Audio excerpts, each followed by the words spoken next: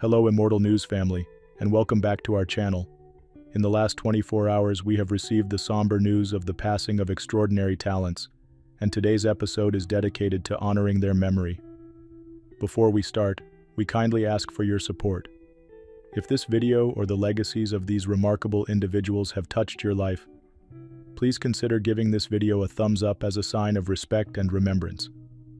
Thank you. Number 9.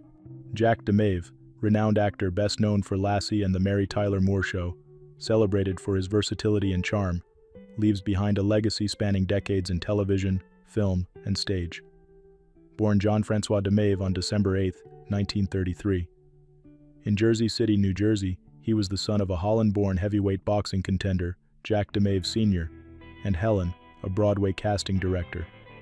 His early exposure to theater, including meeting Paul Muni backstage after Inherit the Wind, solidified his passion for acting.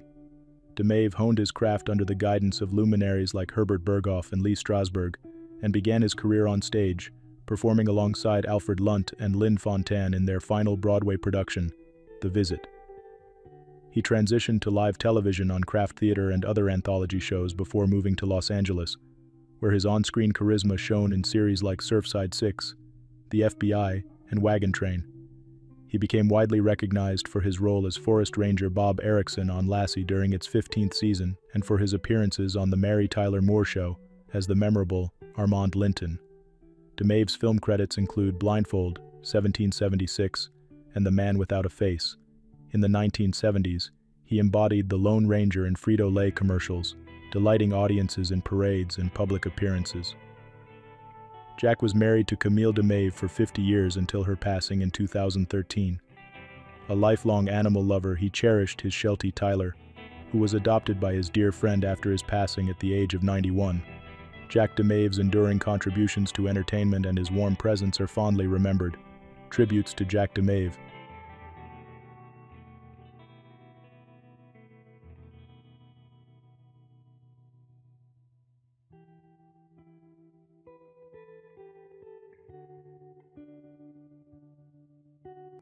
Number 8. Barbara Clegg was a trailblazing creative who made her mark as a talented actress, playwright, and scriptwriter. Hailing from Manchester, England, she was born into a family of ingenuity.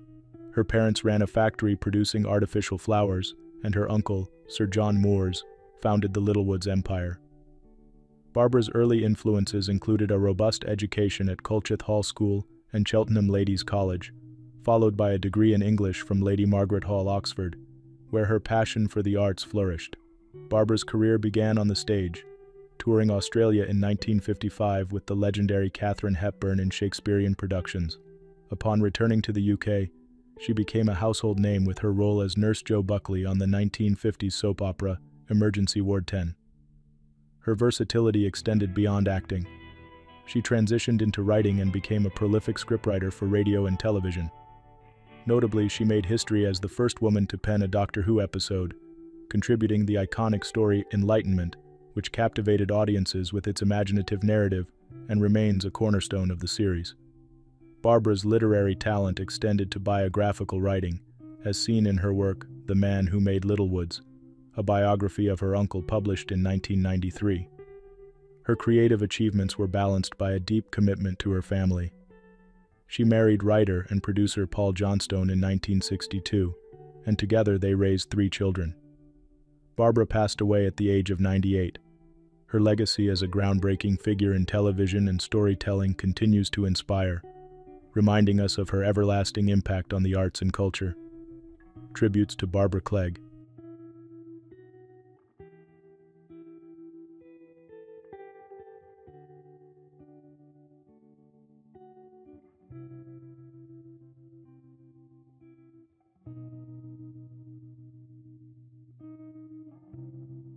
Number 7. Barry Goldberg, an influential figure in the worlds of blues, rock, and music production, was a multifaceted artist whose career spanned over 6 decades. Born on December 25, 1942 in Chicago, Illinois, Goldberg's early fascination with music was nurtured by the city's vibrant blues scene. As a teenager, he performed alongside legends like Muddy Waters and Howlin' Wolf, experiences that shaped his distinctive musical voice. Goldberg's breakthrough came in 1965 when he joined Bob Dylan's band for the iconic electrified performance at the Newport Folk Festival. Shortly after, he co-founded the Electric Flag with Mike Bloomfield, creating a groundbreaking fusion of rock, blues, and soul. His contributions as a keyboardist extended to numerous seminal albums, including Leonard Cohen's Death of a Ladies' Man and the Flying Burrito Brothers' The Gilded Palace of Sin. Goldberg's songwriting and production talents were equally notable, with his work recorded by Rod Stewart, Gladys Knight, and Joe Cocker, among others. In addition to his studio achievements, Goldberg was a skilled producer, co-producing Percy Sledge's Grammy-nominated Blue Night and Bob Dylan's rendition of Curtis Mayfield's People Get Ready. His later years saw him join forces with Stephen Stills and Kenny Wayne Shepherd in the blues rock band The Rides, further cementing his legacy as a pioneer in the genre. Beyond music, Goldberg's personal life was marked by resilience and creativity. He was the nephew of Supreme Court Justice Arthur Goldberg, and his familial ties reflected his commitment to justice and expression through art. Barry Goldberg passed away at the age of 83 due to complications from non-Hodgkin's lymphoma. His legacy as a musician, innovator, and mentor will continue to inspire generations. Tributes to Barry Goldberg.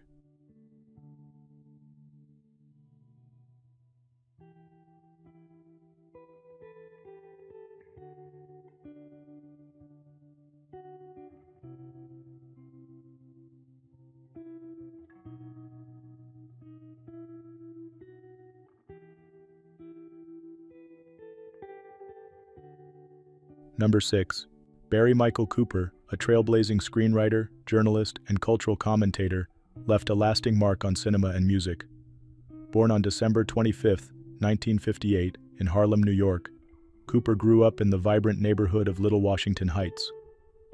Harlem's rich culture and its struggles with the substance epidemic profoundly shaped his creative lens, fueling both his journalism and screenwriting. Cooper began his career in the early 1980s as a journalist for the Village Voice and Spin magazine, where he gained acclaim for investigative reporting on the substance epidemic and its devastating societal impacts. His influential articles, including Tiffany's Substance at Woolworth Prices, were among the first national reports to spotlight this crisis.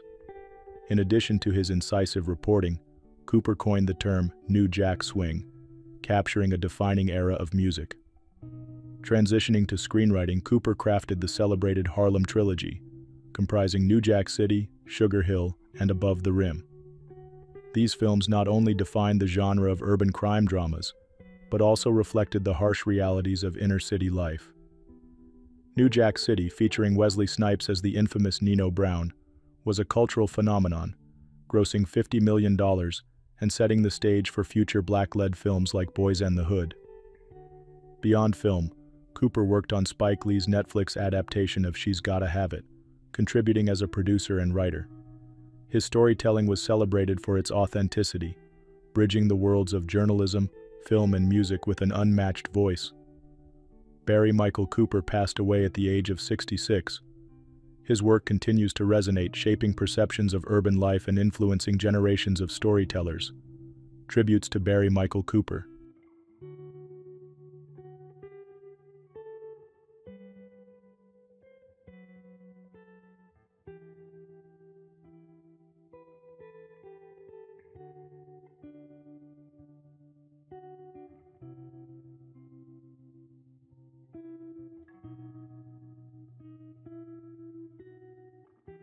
Number 5. Charlotte Raven, a multifaceted journalist, author, and feminist trailblazer, was renowned for her daring voice and relentless pursuit of truth.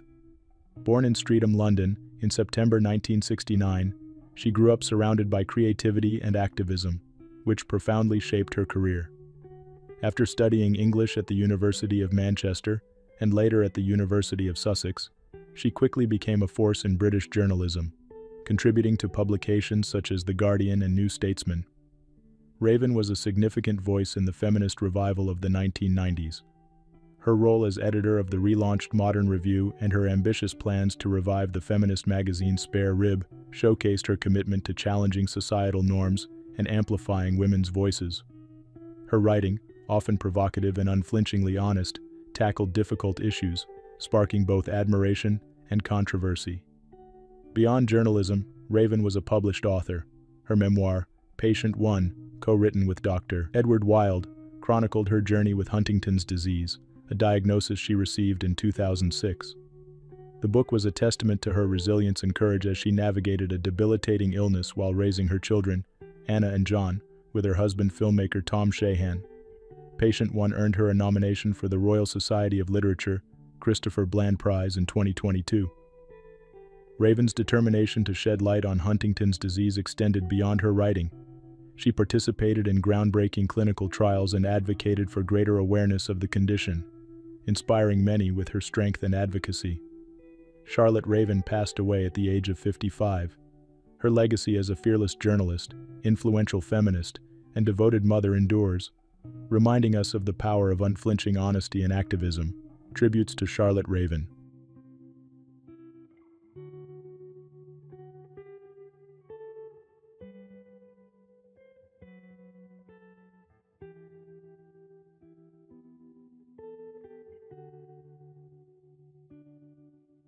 Number 4. Jo Baer, a transformative figure in modern art and a pioneer of minimalism, was renowned for her profound exploration of boundaries, light, and color in painting. Born Josephine Gail Kleinberg on August 7, 1929 in Seattle, Washington, she was influenced by her mother, a commercial artist and feminist, and her father, a commodities broker. These influences instilled a strong sense of independence and creativity in Baer, who initially pursued biology before transitioning to art. Baer's artistic journey was marked by her innovative contributions to minimalist painting in the 1960s. Rejecting the gestural style of abstract expressionism, she developed a unique aesthetic centered on the edges and peripheries of canvases.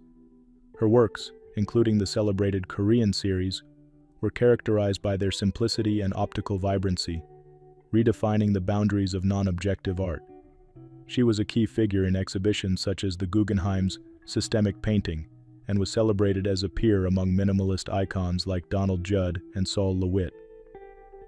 In the 1970s, Baer shifted away from minimalism, exploring figurative and symbolic art in what she termed radical figuration.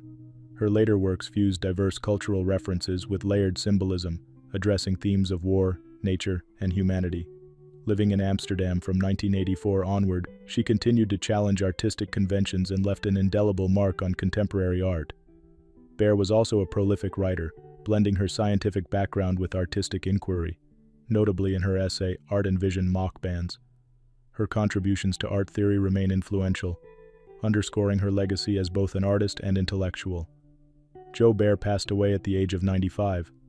Her visionary work continues to inspire generations, embodying the enduring power of innovation and creativity. Tributes to Jo Baer.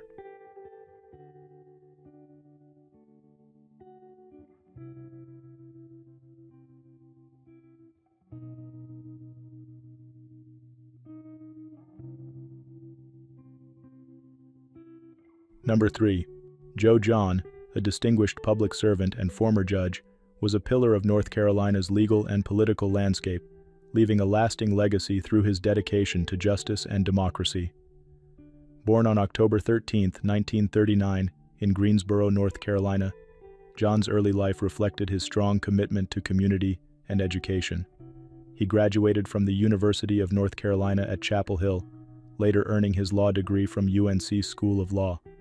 John began his career as a prosecutor and attorney at Pell, Weston & John, before ascending to the judiciary as a district and superior court judge.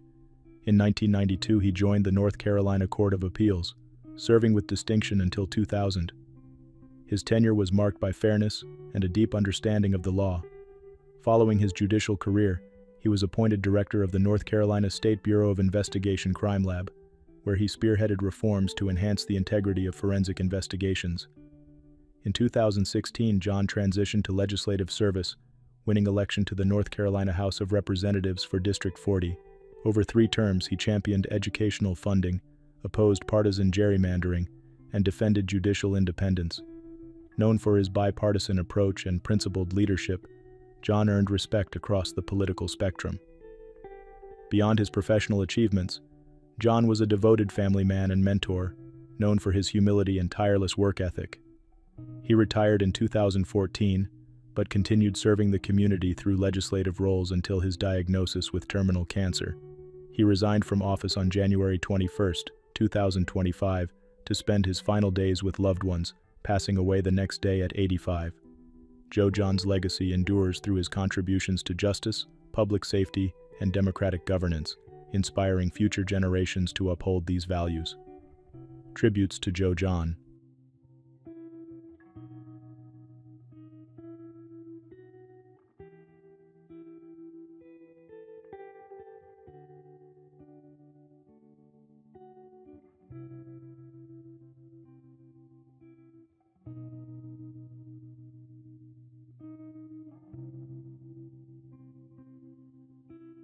Number 2. Bertrand Blier, an acclaimed French film director and writer, was celebrated for his provocative storytelling and inventive cinematic style. Born on March 14, 1939, in Paris, France, Blier was the son of Gisèle Brunet and renowned actor Bernard Blier. Immersed in the arts from an early age, Blier's upbringing fueled his creative vision, leading him to craft some of the most distinctive works in French cinema. Blier's career took flight with the 1978 film Get Out Your Handkerchiefs, which earned the Academy Award for Best Foreign Language Film, cementing his place on the international stage. Known for exploring complex themes with humor and audacity, his works often challenged societal norms. Films like Buffet Froid, Beau Père, and Les Valseuses became touchstones of French cinema, admired for their unique blend of wit, poignancy, and boldness. Over the decades, Blier continued to garner acclaim, receiving the Silver George for Best Director at the Moscow International Film Festival in 2005 for How Much Do You Love Me? Beyond cinema, Blier also excelled in theater, penning works such as Les Côtelettes and Désolé pour la Moquette. His literary contributions included novels and essays that reflected his sharp intellect and unorthodox perspective. Blier's personal life was as rich as his creative endeavors. Married to actress Farida Rahouaj, he had a daughter, Layla. He also shared his life with actress Anouk Grinberg, with whom he had a son, Leonard. He remained deeply connected to his family, including his daughter Beatrice from his first marriage. Bertrand Blier passed away at the age of 85. His legacy as a groundbreaking filmmaker and storyteller endures, inspiring generations of artists to embrace audacity and originality. Tributes to Bertrand Blier.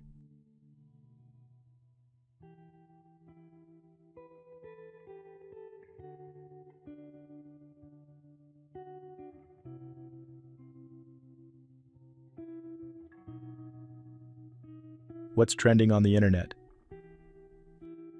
News 1. Authorities have confirmed the death of Shufob Shu Xiong, a 42-year-old Domino's delivery driver who went missing earlier this month in Minnesota. His family and community are mourning the loss of a man remembered for his kindness and devotion to others. Xiong was reported missing on January 14th after he failed to return home from his shift and did not make his scheduled deliveries. His car, a red Toyota Camry, was found unoccupied in Superior, Wisconsin, on January 19th. Despite efforts to locate him, authorities later discovered he had passed away in St. Paul on January 21st. In a statement, Apple Valley Police said, "We extend our deepest condolences to the family, friends, and the Hmong community. We are grateful to all those who searched for Mr. Xiong during this very difficult time." Xiong's family described him as a cherished son, brother, and friend whose selflessness and love impacted everyone around him. Shu had a way of checking in on you, making sure you were okay, and pouring love into everything he did, the family wrote on a GoFundMe page. His kindness and thoughtfulness were unparalleled, and his loss leaves a void that can never be filled. The family and local authorities emphasize the importance of mental health support, with his loved ones asking the community to remember Shu's warmth and dedication to others. His family continues to receive support from friends and neighbors as they grieve. News 2. Police Scotland continues the search for Eliza and Henrietta Hoosty, 32-year-old twin sisters who disappeared under mysterious but not suspicious circumstances earlier this month. The sisters were last seen on CCTV at Victoria Bridge near the River Dee in Aberdeen around 2:12 a.m. on January 7th. Authorities have since confirmed the siblings had visited the same bridge the previous afternoon, spending about 5 minutes there before returning to their apartment. Superintendent David Howison noted that investigators are keen to hear from anyone who may have seen the sisters in the area, which would have been bustling with activity at the time. While there is no evidence suggesting the women left their flat again before their final sighting near the River Dee, the search has focused heavily on this area.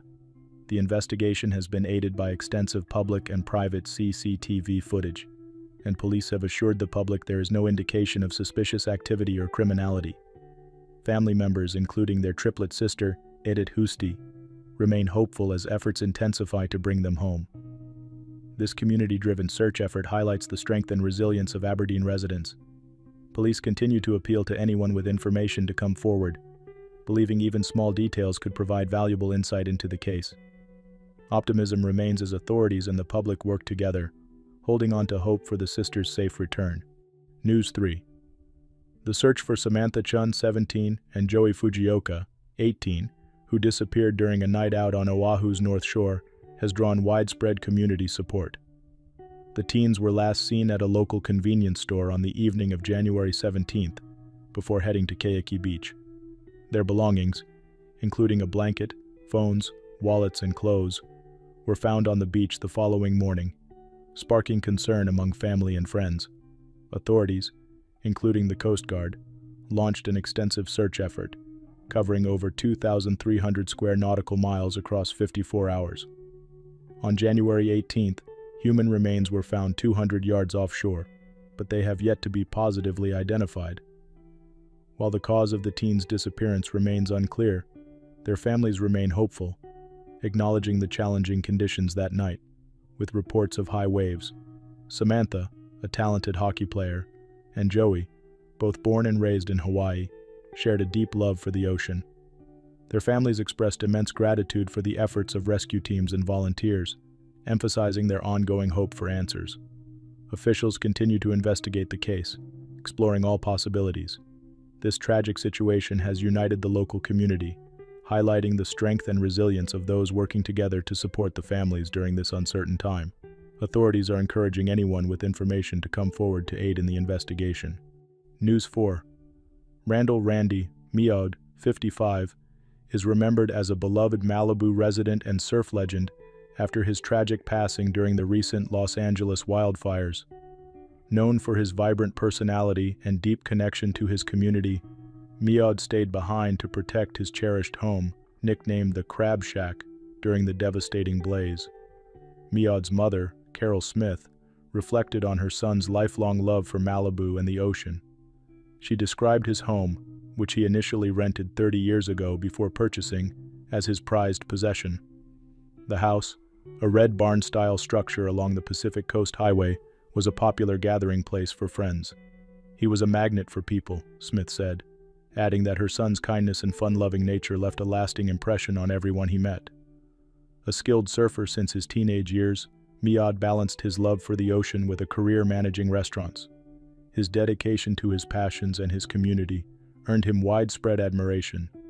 Friends fondly recall him as a dynamic individual who brought joy wherever he went. Despite his efforts to defend his home with a garden hose, the fire proved too intense. Friends and family continue to honor his memory, celebrating the unique spirit he brought to Malibu. Tributes highlight Mead's legacy as a community fixture and a symbol of resilience, ensuring his impact will not be forgotten. News 5. A father and his 6-year-old son made an unexpected discovery during a nature walk in North Nashville, uncovering a human skull that has sparked an ongoing investigation. Patrick Lanier and his son Gabriel were exploring a wooded area near Gabriel's grandparents' property on January 2nd when they came across what the boy initially thought was a turtle in a creek. Upon closer inspection, they realized it was a skull and promptly alerted authorities. The Metropolitan Nashville Police Department has since confirmed that the remains are believed to belong to a male between the ages of 28 and 48 who died within the past 2 years.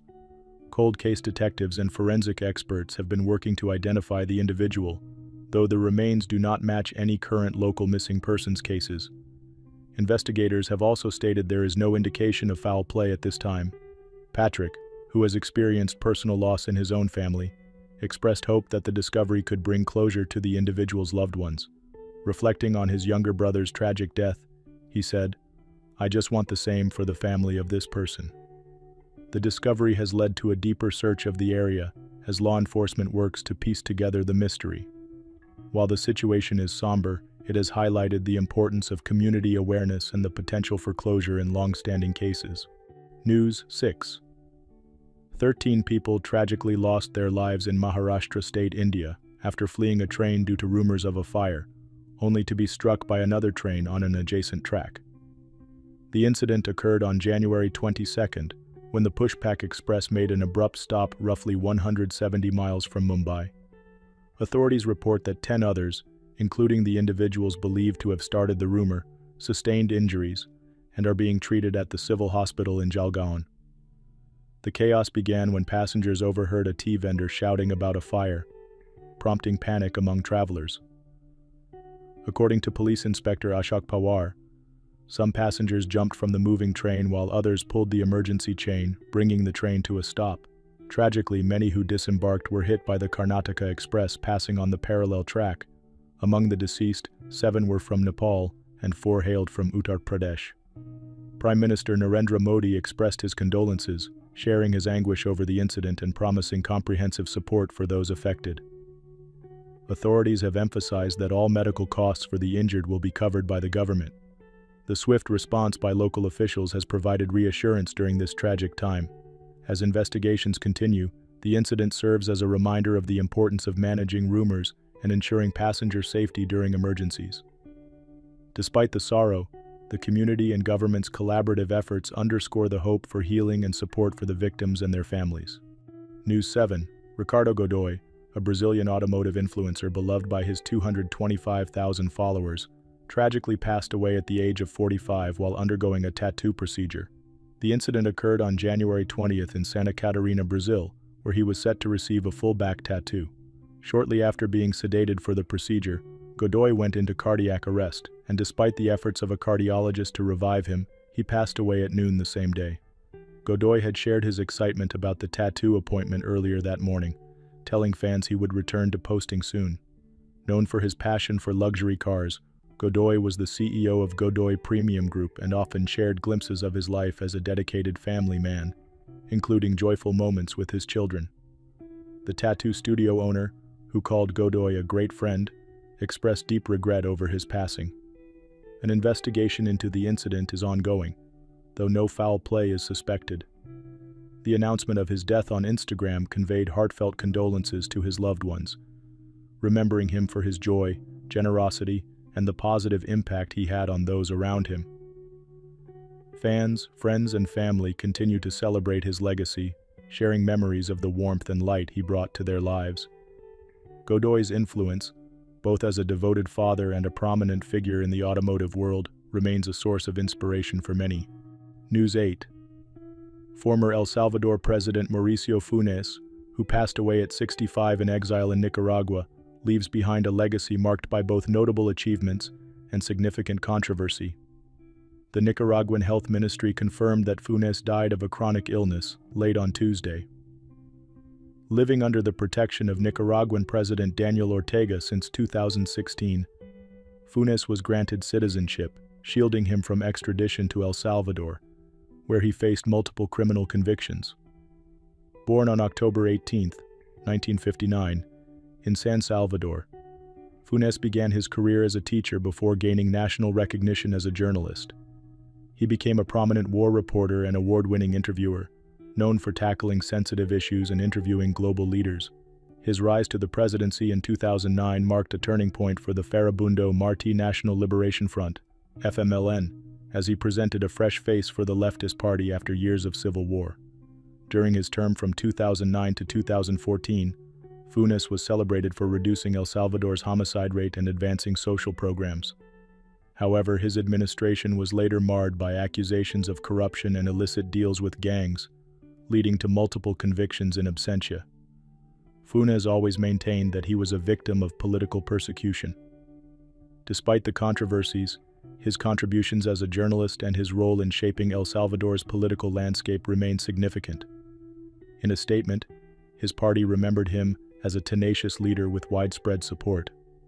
Funes' family has chosen to honor him with burial in Nicaragua, where he spent his final years.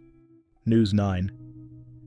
Amy Schumer has revealed that comments about her facial appearance led to a life-changing diagnosis of Cushing syndrome, a condition caused by prolonged exposure to high cortisol levels. Speaking on the January 22nd episode of the Call Her Daddy podcast, the 43-year-old comedian shared how online criticism and subsequent feedback from medical professionals pushed her to seek answers. Schumer recounted initially dismissing the comments, saying, "I was like, okay, everybody relax." However, as doctors began speculating on her condition based on her appearance, she took their concerns seriously. They were like, no, something's really up. Your face looks so crazy," Schumer explained.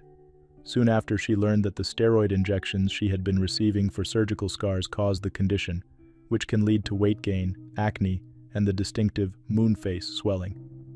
The Trainwreck star received the diagnosis just before filming her upcoming Netflix comedy Kinda Pregnant. Despite feeling self-conscious, she leaned on supportive friends, including director Lorraine Caffery, who helped boost her confidence. "I just needed one person to amp me up," Schumer shared. Now free of the condition, Schumer looks back with gratitude for the unintentional role internet commenters played in her diagnosis. "I wouldn't have known if the internet hadn't come for me so hard," she admitted. The experience has given her a renewed perspective as she moves forward with humor and resilience, ready to inspire others with her journey. Number 1. Michael Longley, a poet of extraordinary grace and eloquence, leaves behind a legacy that shaped modern Irish literature. Born on July 27, 1939 in Belfast, Northern Ireland, he grew up with an innate appreciation for nature and a profound sensitivity to language. His early years at the Belfast Royal Academical Institution, and later at Trinity College, Dublin, where he studied classics, laid the groundwork for his lifelong engagement with poetry. Influenced by literary giants like Homer and Seamus Heaney, Longley emerged as a vital voice during Northern Ireland's troubles. Longley's debut collection, No Continuing City, marked him as a master of poetic precision and emotional depth. His 1994 poem Ceasefire became an enduring symbol of hope, drawing on classical themes to address the scars of conflict. Over his career, he published celebrated collections such as Gorse Fires and The Slain Birds, works that earned him accolades including the T.S. Eliot Prize, the Queen's Gold Medal for Poetry, and the Whitbread Poetry Award. His later years saw him honored as a cultural icon, with Queen's University Belfast naming a space in his and his wife Edna's honor. Beyond poetry, Longley served for 21 years with the Arts Council of Northern Ireland, fostering artistic expression during a time of political strife. He used his platform to promote understanding, replacing hostility with cultural pride. In his personal life, he found enduring partnership with Edna Broderick, with whom he shared 3 children and 7 grandchildren. Michael Longley passed away at the age of 85. His poetry, steeped in themes of nature, grief, and reconciliation, continues to resonate deeply, ensuring his place as one of Ireland's most cherished literary figures. Tributes to Michael Longley.